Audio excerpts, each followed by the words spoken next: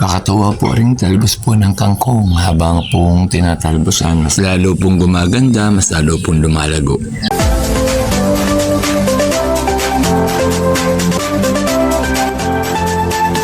Hello po, magandang buhay po. For today's video po, pakita ko po sa inyo itong aking tanim na papaya na sana po ay lumaking maayos.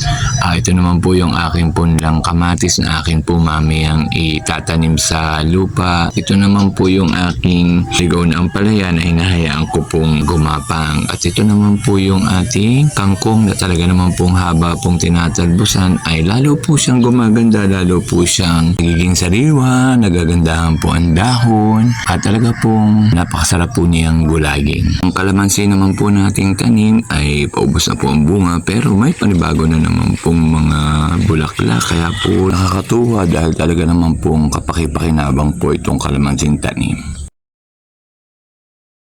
Tamang-tama po, hindi po ganun kainit din po sa garden. Ating pong itatanim na po yung ating pong pinulang kamatis para po magdire-diretso na po kasi po medyo malalaki na siya.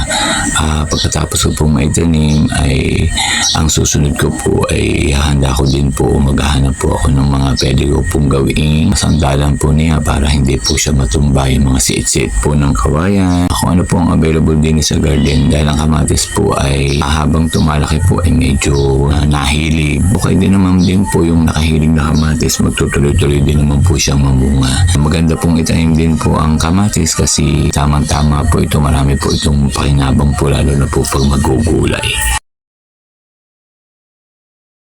May available na po pala tayong siit po ng kawayan. Din nga po pala sa likod ng propagation area ay meron akong itinabing magagamit po natin para po sa kamatis.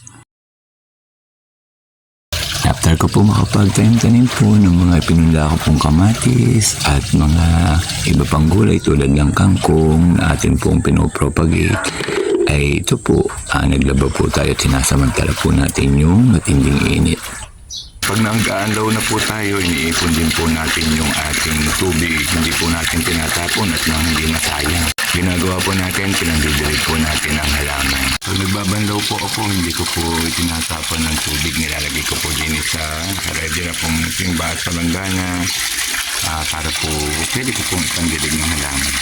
Ito po yung tubig na ginamit natin sa pagbabanlaw ay hindi ko po itatapon at sayang po ipandidilig ko po ng halaman.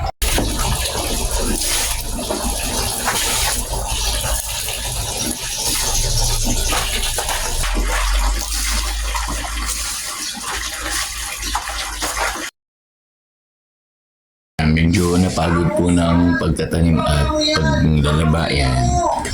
Kumain po muna ako na rin. Ginawa ko pong gelatin po na may nestle cream at gatas. Ito po yung meriendang ginawa ko. Gelatin po na may nestle cream at saka po may gatas. Sumubok lamang po kung masarap.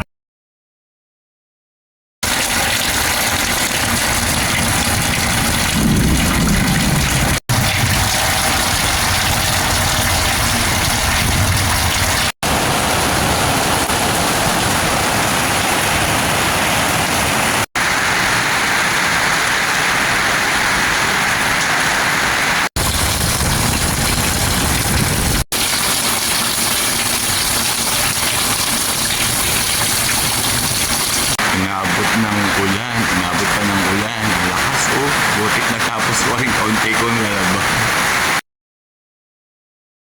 Ako po'y pupunta sa garden at ako po'y titingnan ko po yung kung marami pong laglag na Indian mango.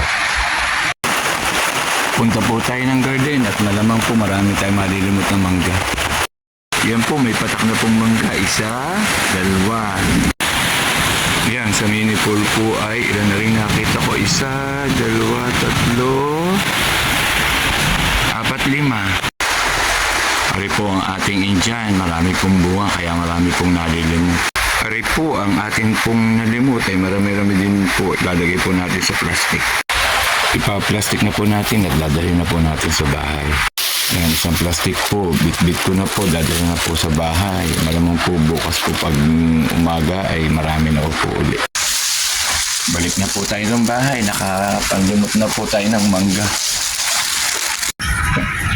Sabi ng mami, bakit daw putok yung isa? Sabi ko, kayo ba naman mahulog sa puno? Eh di talagang putok ang inyong ulo.